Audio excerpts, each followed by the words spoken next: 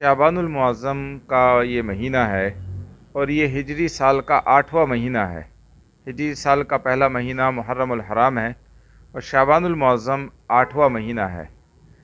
नबी करीम सल्लल्लाहु अलैहि वसल्लम ने शाबानुल मुअज़्ज़म को अपना महीना फरमाया है कि शाबान का महीना मेरा महीना है और रमज़ानुल मुबारक का महीना अल्लाह ताला शानहू का महीना है। आप सल्लल्लाहु अलैहि वसल्लम शाबानुल मुअज़्ज़म में कसरत से रोज़ा रखा करते थे। तमाम इबादत तो आप हमेशा कसरत से फरमाया ही करते थे, ख़ास तौर पर शाबानुल मुअज़्ज़म में रमज़ानुल मुबारक के बाद सबसे ज़्यादा रोज़े रखा करते थे। आप अलैहिस्सलातु वस्सलाम ने दरियाफ़्त फरमाने पर इरशाद फरमाया कि माह शाबान में बंदों के आमाल अल्लाह की जनाब में पेश होते हैं। मैं ये ख्वाहिश रखता हूँ जब मेरा आमाल नामा पेश हो तो मैं रोज़े से हूँ।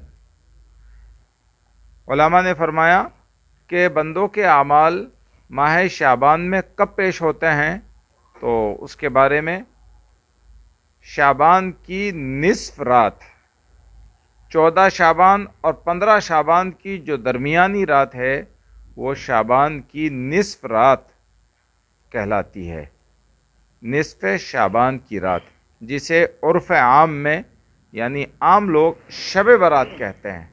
बारात के माने निजात के हैं।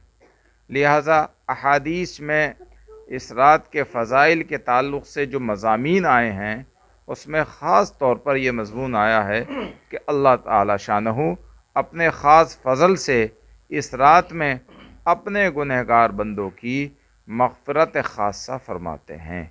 अल्लाह ताला इस रात में कसरत से तौबा करने वालों की तौबा कबूल करते हैं और लोगों की मग़फ़िरत फरमाते हैं। लिहाजा अहादीस में आया है कि नबी करीम सल्लल्लाहु अलैहि वसल्लम निस्फ़ शाबान की रात में बक़ी के कब्रिस्तान में तशरीफ़ ले गए और आपने बक़ी के जो मुर्दे थे, बक़ी में जो लोग मदफून थे, उनके लिए दुआए मग़फ़िरत फरमाई। यहीं से वो अमल निकलता है कि आम तौर पर लोग इस रात में कब्रिस्तान जाते हैं और अपने मरहूमीन के लिए दुआए मग़फ़िरत करते हैं। ये एक ऐसा अमल है जिसको मुस्तहब कहा गया है। बाकी और बहुत सारी चीज़ें इलाक़ों के एतबार से शब बारात के मौके पर लोगों ने अपनी मर्ज़ी से शामिल कर ली हैं। मिसाल के तौर पर आतिशबाज़ी है, जिसका न सबूत है और न शरीयत में उसकी इजाज़त है। इसी तरह से चिरागा, घरों को रोशन करना, कब्रों को रोशन करना, कब्रिस्तान में रोशनी का अहतमाम करना, ये भी ज़ायद चीज़ है। इसको अपनी मर्ज़ी से शामिल की है।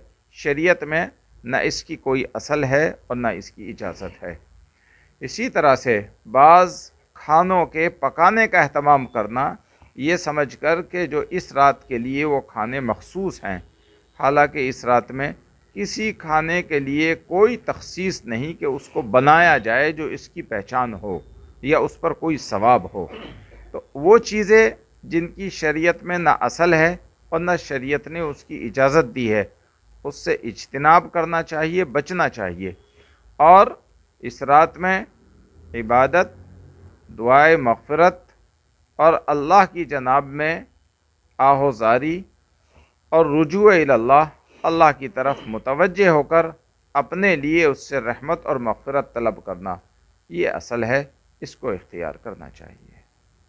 बहुत से अफराद इसके अंदर सड़कों पे घूमते हैं, इबादत करने बजाय जी बिल्कुल, आप सही फरमा रहे हैं। जाकर चाहते हैं कि इसकी इबादत हो रही है, क्या इससे? जी, आप सही फरमा रहे हैं। बिल्कुल, ये चीज़ भी मुस्लिम माशरे में नज़र आई है कि ख़ास तौर पर नौजवान इस रात में सिर्फ़ जागने को इबादत समझते हैं।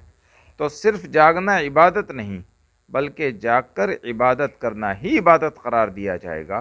तो उन लोगों को मसाजिद में इबादत करनी चाहिए और घरों पर इबादत करनी चाहिए और रात के वक्त को जितना भी हिम्मत हो सके, जितना भी मैसर आ सके, इबादत में गुजारना चाहिए।